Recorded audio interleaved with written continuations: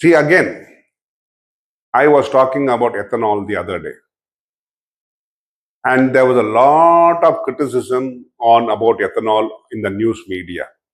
Especially, you have the what do you call it, the WhatsApp media. A lot of shouting, harrowing, cursing, and blaming the government, and every activity took place because ethanol. We are going from 1st April. It is going to be 20% ethanol. But now let us understand. Because of ethanol, our purchase of crude is reducing. And I spoke to you about the environmental pollution also, but I'm not talking about it again. But what I'm trying to tell you is, because of the reduction in the crude import and mixing ethanol for the purpose of producing fuel, the availability of other type of oils and gas for the purpose of industry remains an additional benefit to them. In this, today we are having a crisis because of the Iranian war. You're finding that the Straits of Hormuz is being strangled by Iran, and the US and Israel are trying to keep it open so that the oil flows to that straits to China and other places who require the oil from the Middle East. Saudi Arabia, Iraq, LNG from Qatar, and oil from any other place flows through that. Nearly 30 to 25% of the world's oil flows through the Straits of Hormuz. Now, the import of Iranian oil by China is more than 40%. And whatever sudden today, China is an economy to be held dealt with carefully because it's got an important role in the world economy. So if the Straits of Hormuz are closed, you are seeing the price of $1 of the Brent crude raising to nearly $80, $90, $100. Now, India is dependent for nearly 85% of its crude from abroad. It was importing from very many places, including Iran. But it has now, today, it is going to be in difficulty because of the reason the prices of crude has gone up. Not only that, they are going to have lesser crude oil available until the war stops or some miracle is going to happen. And so we are going to back to purchase of oil from Russia. Thankfully, because of our friendship and because of relationship with Russia, we may be able to get it at a concessional rate. It will not be at the rate which we were originally getting, but I'm sure we will be getting it at a better rate than what will be commercially available. Because we have remained friends with them and we have fought the sanctions, we have fought the world when we wanted quality crude for our use to keep our economy alive, to keep our economy going, to keep our economy growing. We got crude from Russia. And Russia, because it was under sanctions, it gave us oil, it was supported, and it gave us oil at a very concessional rate. Now, I'm not saying that it has been used for the purpose of fueling the Ukraine war, but very recently, even as if you look at the newspapers and also the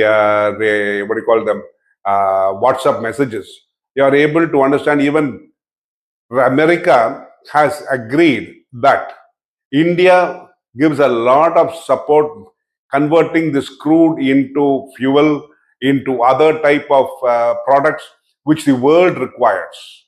And we are refining that crude, producing for the world market, and we are able to supply to the world market.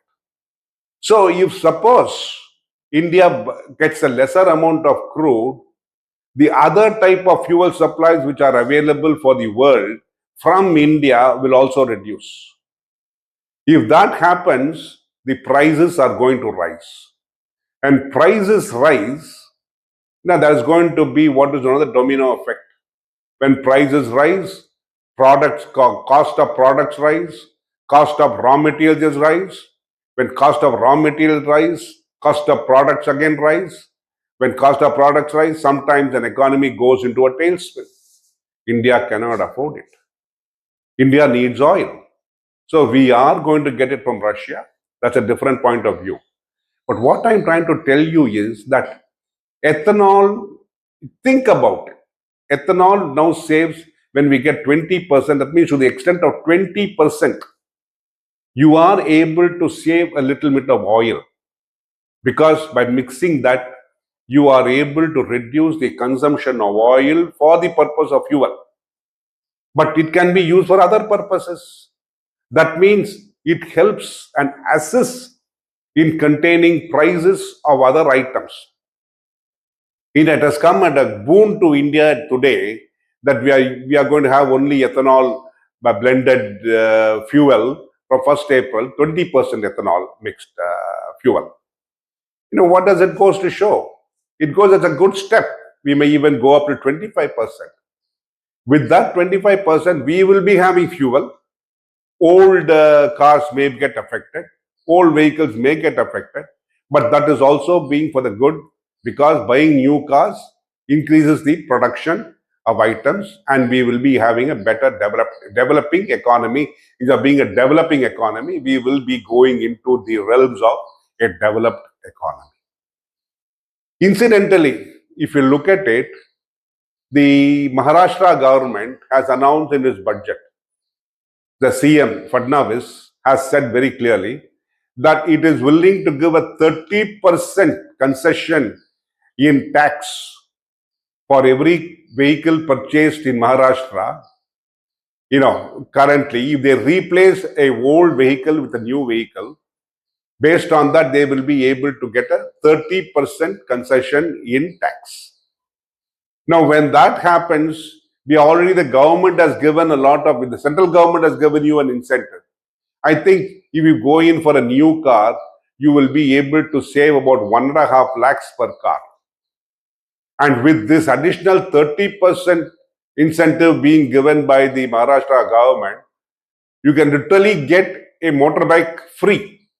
If a motorbike costs you 1,50,000 rupees, with all the facilities available for a new motorbike, you may be able to pay a very minimal amount to replace your motorbike or your scooter. And with the government looking at once again to increase the facilities for increasing the production of motorized EV-based motors, EV-based cars and scooters, there will be additional incentives available. So literally, you will be able to replace your current old vehicle with a new vehicle which assists in using ethanol and with assists in reducing pollution. You will be contributing to that also at a very, very minimal cost. So, we have to think differently. You can't keep on thinking, no, we will continue, we should do only that method. That is what I'm trying to highlight here. From the first 3 videos which I started off just now this quarter, was that we should think differently. Think differently provides for so many things for you.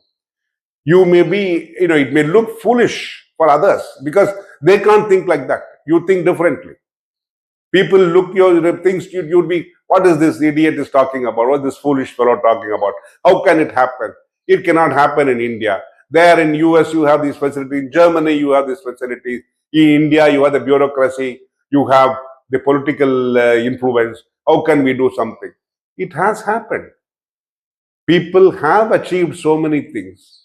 If we have kept on thinking on the same lines, Kalyani and Tata would not have developed the indigenous converting the Bofors gun into a,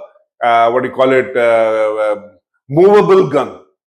Just imagine that you are having, India is one of the very few countries to have an artillery gun which can be moved from one place to another. Moving an artillery gun, just imagine, such a heavy thing, it is now being carried on the back of a vehicle and can be moved from one place to another without any difficulty. If people had not thought differently, you would have still be carrying, we'll be carrying the, what you call, just like the original time when we saw the first, when we set up the Sarabai Center, we had to use donkeys to transport goods. We are continuing the same way. We should think differently. And I'm sure that we shall start think differently. Look foolish, but you'll feel happy when you succeed. Thank you.